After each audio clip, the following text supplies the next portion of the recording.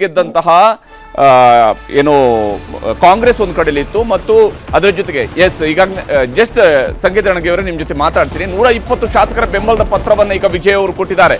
ರಾಜ್ಯಪಾಲರಿಗೆ 120 ಶಾಸಕರ ಬೆಂಬಲದ ಪತ್ರವನ್ನ ಲೋಕಭವನದಲ್ಲಿ ರಾಜ್ಯಪಾಲರಿಗೆ ತಲುಪಿಸಿದ್ದಾರೆ. ಬಹುಶಃ ಈಗ ರಾಜ್ಯಪಾಲರ ಎಲ್ಲ ರೀತಿಯಲ್ಲೂ ಕೂಡ ರಾಜ್ಯಪಾಲರು ಸ್ಯಾಟಿಸ್ಫೈ ಆಗಿದ್ದಾರಾ ಅನ್ನುವ ಪ್ರಶ್ನೆ.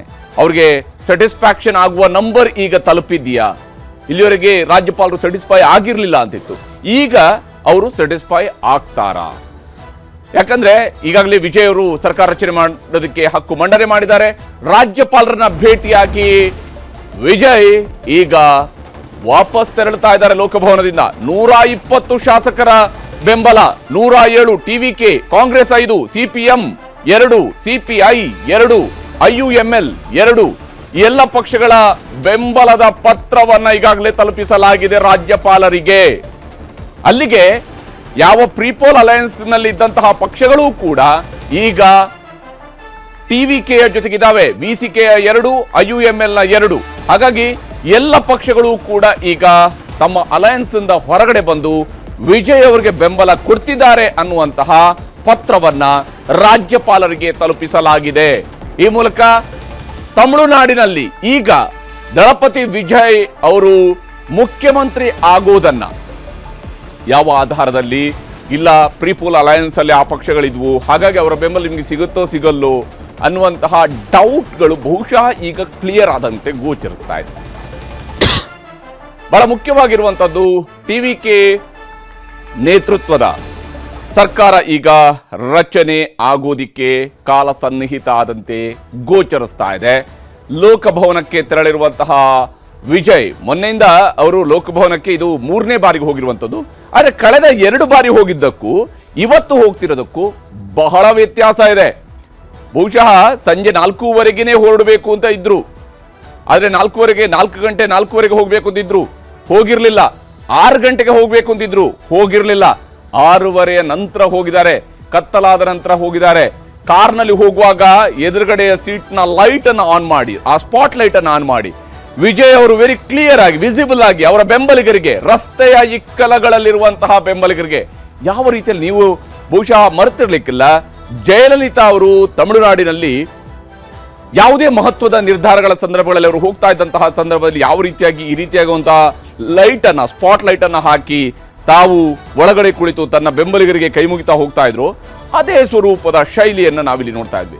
ಈ ಹಿಂದಿನ ಅವಧಿಗಳಲ್ಲಿ ಹಗಲಲ್ಲಿ ಅವರು ಬಂದಿದ್ರು, ಏನೋ ಕಾರ್ನ ಒಂದು ವಿಂಡೋವನ್ನು ಕೆಳಗೆ ಇಳಿಸಿ ಆ ಮೂಲಕವಾಗಿ ಹಗಲಲ್ಲಿ ಅವರು ನಮಸ್ಕಾರ ಮಾಡ್ತಾ ಬಂದಿದ್ರು. ಆದರೆ ಇವತ್ತು ಆ ಒಂದು ಲೈಟ್ ಹಾಕೊಂಡು ವಿಜಯ್ ಅವರು ಬಂದಿರುವಂತಹ ಸ್ಟೈಲನ್ನು ನಾವು ನೋಡ್ತಾ ಇದ್ವಿ. ಕಳೆದ 2 ಬಾರಿ ಬಂದಿದ್ದಕ್ಕೂ ಇವತ್ತು ಬಂದಿರೋದಕ್ಕೂ ಬಹಳ ಭಿನ್ನವಾಗಿ ಗೋಚರಿಸ್ತಾ ಇದ್ದಾರೆ. ಮತ್ತು ವಿಜಯ್ ಅವರಿಗೆ ಸ್ಪಷ್ಟವಾಗಿ ಈ ಬಾರಿ ತಾನು ಸರ್ಕಾರ ರಚನೆ ಮಾಡೋದಕ್ಕೆ ಅವಕಾಶ ಸಿಗುತ್ತೆ ಅಂತ ಹೇಳಿ 3 ಬಾರಿ ವಿಜಯ್ ಲೋಕಭವನದ ಬಾಗಿಲು ಬಡಿದಿದ್ದಾರೆ, ಅಲ್ಲಿಗೆ ಬಂದಿದ್ದಾರೆ, ಸರ್ಕಾರ ರಚನೆ ಮಾಡೋದಕ್ಕೆ ಅವಕಾಶವನ್ನ ಕೇಳಿದ್ದಾರೆ. ಇವತ್ತೀಗ 3ನೇ ಬಾರಿಗೆ ಅವಕಾಶವನ್ನ ಕೇಳಿದ್ದಾರೆ. ರಾಜ್ಯಪಾಲರಿಗೆ ಈಗ ತೃಪ್ತಿದಾಯಕವಾಗಿರುವಂತಹ ನಂಬರ್ ತಲುಪಿದೆಯಾ? 120 ಶಾಸಕರ ಬೆಂಬಲ, ಅದರೊಂದಿಗೆ ಈಗ ತಲುಪಿರುವಂತಹದ್ದು ರಾಜಭವನಕ್ಕೆ ವಿಜಯ್, ಜೋಸೆಫ್ ವಿಜಯ್ ಈಗ ತಮಿಳುನಾಡಿನ ಮುಖ್ಯಮಂತ್ರಿ ಆಗುವುದಕ್ಕಾಗಿ ಅಲ್ಲಿಯ ಲೋಕಭವನಕ್ಕೆ ತೆರಳಿ ರಾಜ್ಯಪಾಲರಿಗೆ ತಮ್ಮ 120 ಶಾಸಕರ ಬೆಂಬಲದ ಪತ್ರವನ್ನು ನೀಡಿದ್ದಾರೆ.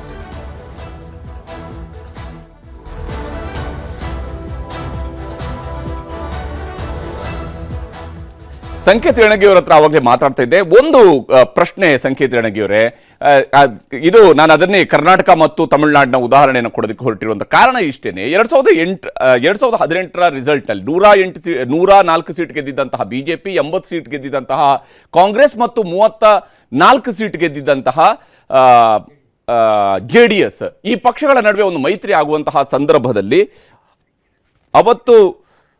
ಅವತ್ತು ಯಾವ ಸ್ವರೂಪದಲ್ಲಿ ಅಂದರೆ ಯಾವುದೇ ಪ್ರೀಪೋಲ್ ಅಲಯನ್ಸ್ಗಳಿರಲಿಲ್ಲ. JDS ಕೂಡ ಬಿಜೆಪಿಗೆ ಬೆಂಬಲ ಕೊಡಬಹುದಾಗಿರುವಂಥ ಒಂದು ಸಾಧ್ಯತೆ ಇದ್ದೇ ಇತ್ತು. ಹೀಗಿರುವಾಗ ಬಿಜೆಪಿಗೆ ಅವತ್ತು ಆಹ್ವಾನ ಕೊಟ್ಟರು. ಆದರೆ ಇಲ್ಲಿ ಎಲ್ಲವೂ ಕೂಡ ಎಲ್ಲ ಪಕ್ಷಗಳು ಕೂಡ ಅಲಯನ್ಸ್ ಪಾರ್ಟ್ನರ್ಗಳೇ ಆಗಿದ್ದಾಗ ಹೇಗೆ ತರಾತುರಿಯಲ್ಲಿ ಅವಕಾಶ ಕೊಡುವಂಥದ್ದು ಕಾನೂನುಬದ್ಧವಾಗಿ ಸರಿಯಾಗಿರುತ್ತೆ ಅಂತ? ನೋಡಿ, ಪ್ರೀ ಪೋಲ್ ಅಲಯನ್ಸ್ ಇತ್ತು ಅಂತಂದ್ರೆ ಅದರಲ್ಲಿ ಲಾರ್ಜೆಸ್ಟ್ ಪಾರ್ಟಿ ಇತ್ತು ಅಂದ್ರೆ ಸಮಸ್ಯೆನೇ ಬರಲ್ಲ. ಪ್ರೀ ಪೋಲ್ ಅಲಯನ್ಸ್ ನಂಬರ್ ಕೂಡಿದಾಗ. ಓಕೆ, ಈಗ ಪ್ರೀ ಪೋಲ್ ಅಲಯನ್ಸ್ ಏನೇನಿದೆ, ಎಐಡಿಎಂಕೆ ಮತ್ತು ಒಕ್ಕೂಟ, ಹೌದು, ಮತ್ತು ಡಿಎಂಕೆ ಮತ್ತು ಒಕ್ಕೂಟ, ಅವೆಲ್ಲ ಪ್ರೀ ಪೋಲ್ ಅಲಯನ್ಸ್. ಒಕ್ಕೂಟ ಅಂತಂದ್ರೆ ಪ್ರೀ ಪೋಲ್ ಅಲಯನ್ಸ್. ಎಲ್ಲ ಕೂಡಿದ್ರು ಕೂಡ ಅವು ಲಾರ್ಜೆಸ್ಟ್ ಪಾರ್ಟಿ ಆಗ್ತಾ ಇಲ್ಲ.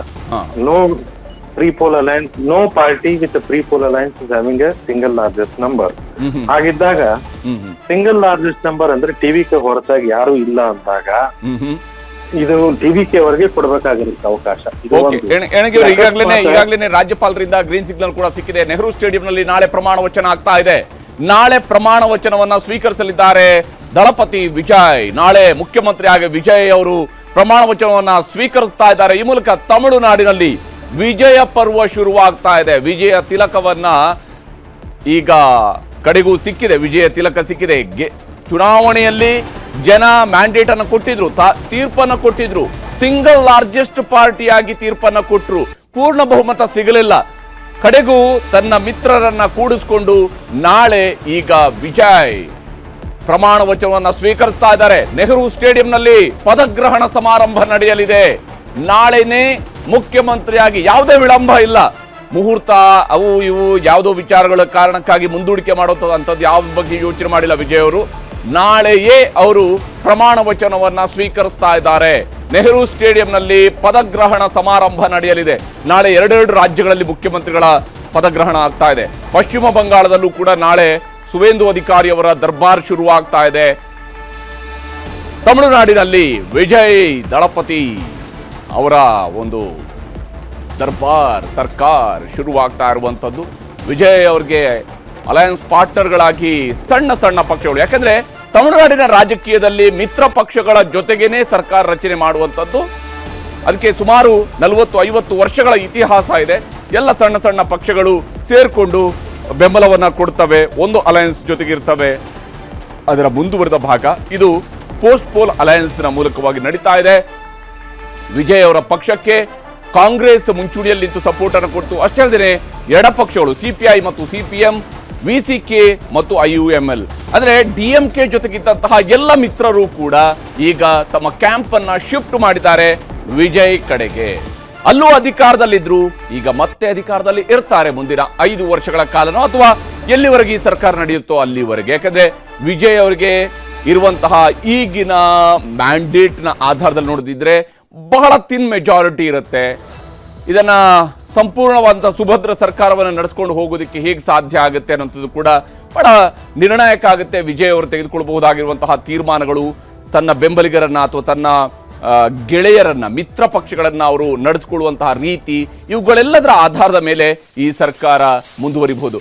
ವಿಜಯೋತ್ಸವ ನಡೀತಾ ಇದೆ. ಟಿವಿಕೆ ಬೆಂಬಲಿಗರ ಸಂಭ್ರಮಾಚರಣೆ ಮುಗಿಲು ಮುಟ್ಟಿದೆ. ಯಾವಾಗ ಗ್ರೀನ್ ಸಿಗ್ನಲ್ ಸಿಕ್ತು, ಈ ಕಡೆ ಪಟಾಕಿಗಳಿಗೆ ಬೆಂಕಿ ಹಚ್ಚಿದ್ದಾರೆ. ಆಲ್ರೆಡಿ ಪಟಾಕಿಗಳ ಸಂಭ್ರಮ, ಪಟಾಕಿಗಳ ಅಬ್ಬರ ಇವೆಲ್ಲವೂ ಕೂಡ ಚೆನ್ನೈನ ಬೀದಿಗಳಲ್ಲಿ, ಅಲ್ಲಿಯ ರಸ್ತೆಗಳಲ್ಲಿ ಈಗ ಮೊಳಗ್ತಾ ಇರುವಂಥದ್ದು. ಪ್ರತಿ ಉದ್ದಕ್ಕೂ ಕೂಡ ವಿಜಯವರು ಬಂದಿದ್ದಂಥದ್ದನ್ನು ನಾವು ಗಮನಿಸಿದ್ವಿ. ಅದಾದ ನಂತರ 2ನೇ ಬಾರಿ ಮತ್ತೊಂದು ಬೇರೆ ಕಾರ್ನಲ್ಲಿ ಅವರು ಬಂದಿದ್ರು. 3ನೇ ಬಾರಿಯೂ ಕೂಡ ಬಹುಶಃ ಬೇರೆ ಕಾರ್ನಲ್ಲಿ ಅವರು ಬಂದಿದ್ದಾರೆ. 3 ಬಾರಿ ಕೂಡ 3 ಡಿಫ್ರೆಂಟ್ ಕಾರ್ಗಳಲ್ಲಿ ಬಂದಂಗೆ ಕಾಣ್ತಾ ಇದೆ ಅದು.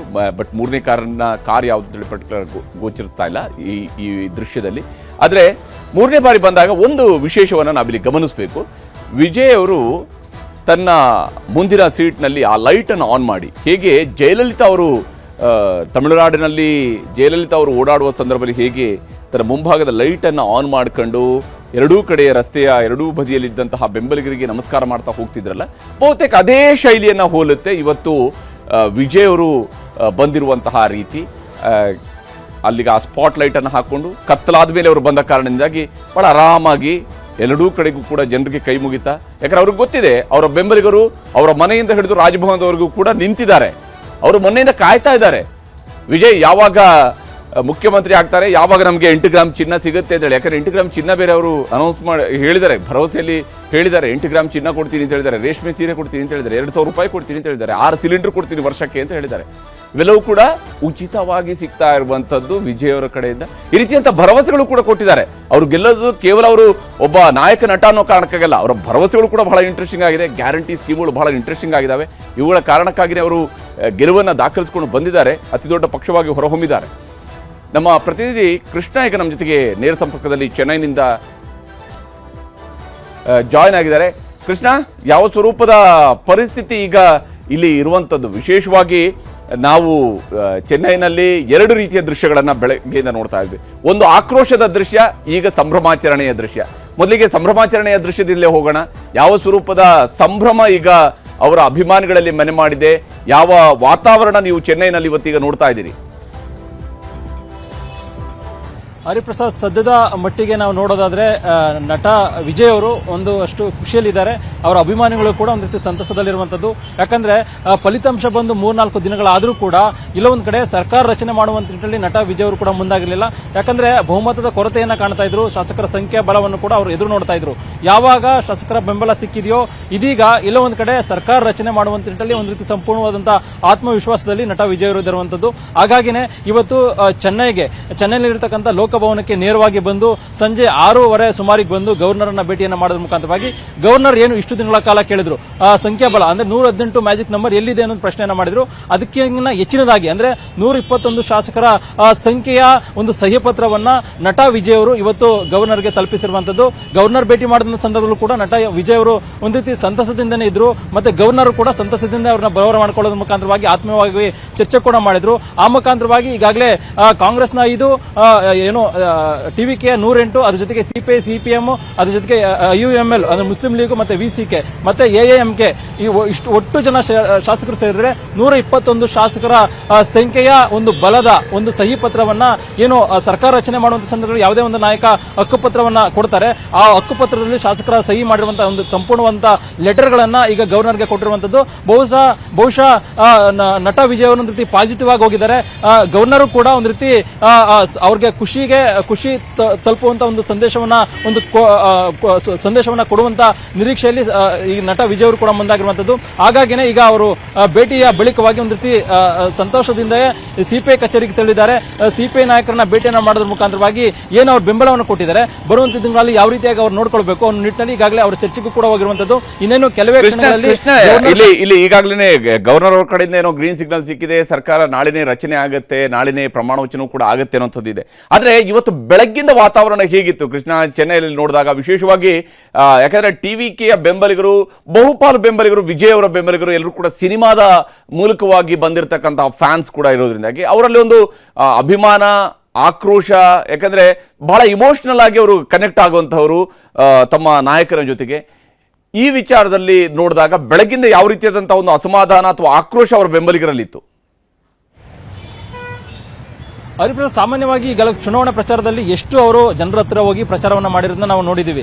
ಅದೇ ರೀತಿಯಾಗಿ ಎಲ್ಲೋ ಒಂದ್ ಕಡೆ ಇವತ್ತು ನಟ ವಿಜಯ್ ಅವರು ಸರ್ಕಾರ ರಚನೆಗೆ ಬಹುಮತ ಸಂಖ್ಯೆ ಕೊರತೆಯನ್ನ ಕಾಣ್ತಾ ಇದ್ರು, ಒಂದ್ ರೀತಿ ಬೇಸರದಲ್ಲಿದ್ರು. ಹಾಗಾಗಿನೇ ಓದಲ್ ಬಂದಲ್ಲಿ ಚೆನ್ನೈನಲ್ಲಿ ಎಲ್ಲೇ ಹೋದ್ರು ಕೂಡ ಅಭಿಮಾನಿಗಳು, ವಿಜಯ್ ಅವರ ಅಭಿಮಾನಿಗಳು, ಬೆಂಬಲಿಗರು, ಕಾರ್ಯಕರ್ತರು ಎಲ್ಲೇ ಹೋದ್ರು ಕೂಡ ಪ್ರತಿಭಟನೆ ಮಾಡುವಂತದ್ದು, ಆಕ್ರೋಶದ ನುಡಿಗಳನ್ನು ಆಡುವಂತದ್ದು ಎಲ್ಲಾ ಕಡೆ ಎಲ್ಲ ರೀತಿ ಕಂಡುಬರ್ತಾ ಇತ್ತು. ವಿಶೇಷವಾಗಿ ಲೋಕಭವನದ ಮುಂಭಾಗದಲ್ಲೇನೆ ಇಬ್ಬರು ದಂಪತಿ ಅಂದ್ರೆ ಗಂಡ ಹೆಂಡತಿ ಇಬ್ರು ಕೂಡ ಹೋಗ್ತಾ ಇದ್ರು. ಅವರು ಕೂಡ ಪ್ಲೇ ಕಾರ್ಡ್ ಅನ್ನು ಹಿಡಿದ್ರ ಮುಖಾಂತರವಾಗಿ ನಟ ವಿಜಯ್ ಅವರ ಪರವಾಗಿ ಡಿಮ್ಯಾಂಡ್ ಅನ್ನ ಮಾಡ್ತಾ ಇದ್ರು. ಅಂದ್ರೆ ನಟ ವಿಜಯ್ ಅವರು 108 ಸ್ಥಾನವನ್ನ ಗೆದ್ದಿದ್ದಾರೆ, ಯಾಕೆ ಇನ್ನೂ ಕೂಡ ಗವರ್ನರ್ ಅವರು ಅವರಿಗೆ ಸರ್ಕಾರ ರಚನೆಗೆ ಅನುಮತಿಯನ್ನು ಕೊಡ್ತಾ ಇಲ್ಲ ಅನ್ನೋ ಪ್ರಶ್ನೆಯನ್ನು ಕೂಡ ಮಾಡ್ತಾ ಇದ್ರು. ಮತ್ತೊಂದು ಕಡೆ ಬೇರೆ ಅವರ ಮನೆಯಲ್ಲಾಗಿರ್ಬೋದು, ಮತ್ತೆ ಅವ್ರು ಹೋಗುವಂತ ರಸ್ತೆಗಳಲ್ಲಾಗಿರ್ಬೋದು ತುಂಬಿ ತುಳುಕುವಂತ ಒಂದು ಅಭಿಮಾನಿಗಳ ಒಂದು ವಾತಾವರಣ ಕೂಡ ಕಂಡು ಬರ್ತಾ ಇತ್ತು. ಅದ್ರ ಜೊತೆಗೆ ವಿಶೇಷವಾಗಿ ಹರಿಪ್ರಸಾದ್, ನಿನ್ನೆ ಮತ್ತೆ ಮೊನ್ನೆ ದಿನ ಗವರ್ನರ್ ಭೇಟಿ ಮಾಡಿದ ಸಂದರ್ಭದಲ್ಲಿ ಅವರು ಸಂಖ್ಯಾಬಲವನ್ನು ಕೇಳಿದ್ರು. ಹಾಗಾಗಿ ಅವ್ರ ಜೊತೆ ಅವ್ರಿಗೆ ಒದಗಿಸೋದಕ್ಕೆ ಸಾಧ್ಯವಾಗಲಿಲ್ಲ.